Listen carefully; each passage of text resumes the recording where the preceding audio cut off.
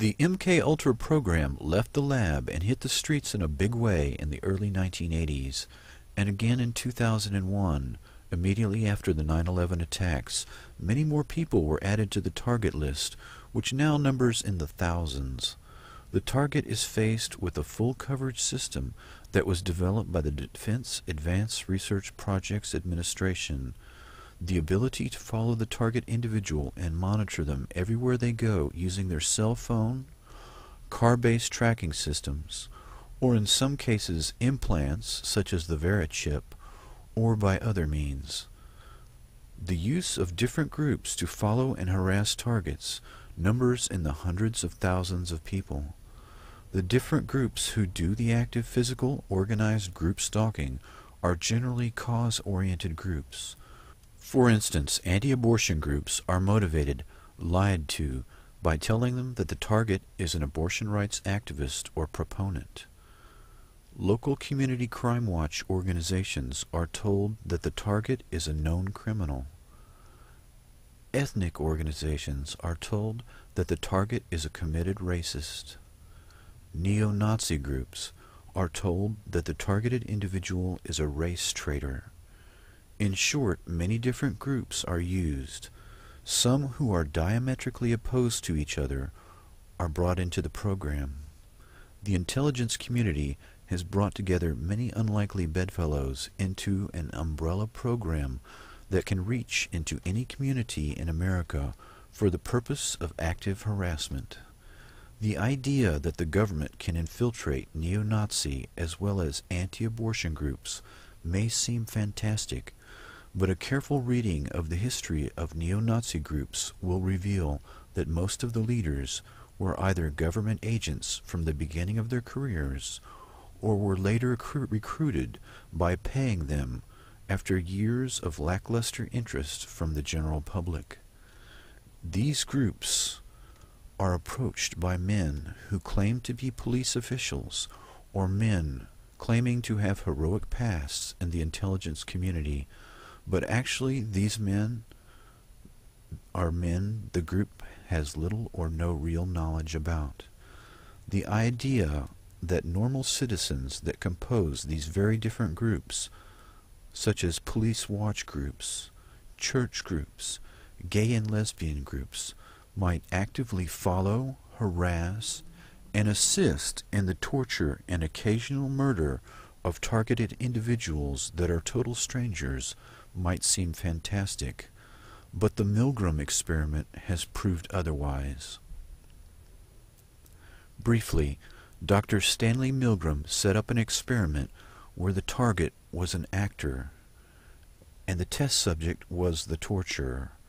An authority figure, essentially a man in a lab coat, told the subject to push a button to deliver an electric shock to a man who was an actor, unbeknownst to the test subject, sitting in another room and viewed through one-way glass. The majority of psychologists believed that only sociopathic personalities, making up 1 to 2% of the general population, would willingly injure or kill on command of an authority figure. Nearly 70% of people off the street were willing to deliver a lethal or near-lethal electric shock to a complete stranger on command from an authority figure.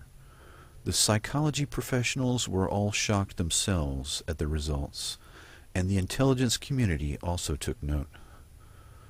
The program often employs individuals to torture targets who have been recruited from prisons, including child molesters and murderers with no ties to the intelligence community and are totally deniable. Targets are often filmed in their homes using technology that can be bought at any spy store, or higher-end devices that record and videotape their very private lives. The target can be depicted in a most unflattering manner and provoked by attacks to behave in irrational ways, and these behaviors are shared with the stalking groups in order to motivate them in their harassment activities. This is accomplished by using the active, physical torture of microwave weapons, or the behavioral manipulation detailed in the NS General Aquino's Mind War paper. The stalking groups themselves are part of an experimental program to see how to motivate large groups of people to engage in antisocial behaviors that can be directed against targeted individuals.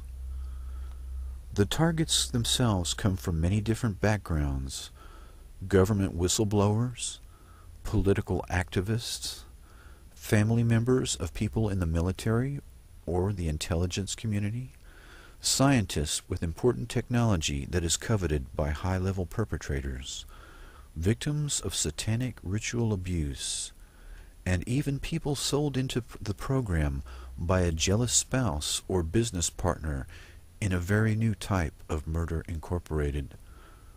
The typical target is tortured in their home and place of work, as well as harassed in public.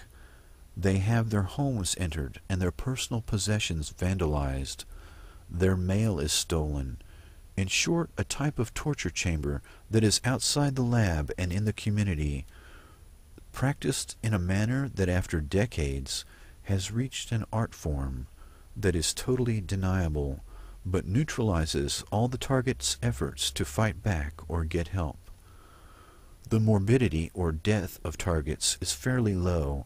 Only 1 to 2% a year of these thousands of targeted people die. Most of these deaths are suicides. The triad of active gang stalking, physical torture with microwave weapons, and emotional and behavioral manipulation make the lives of targeted individuals a fate worse than death. It is a testament to the strength of the human spirit that any of these people survive more than a few months. Most have been targets for years. Their ages and backgrounds are varied, but all have endured the unimaginable.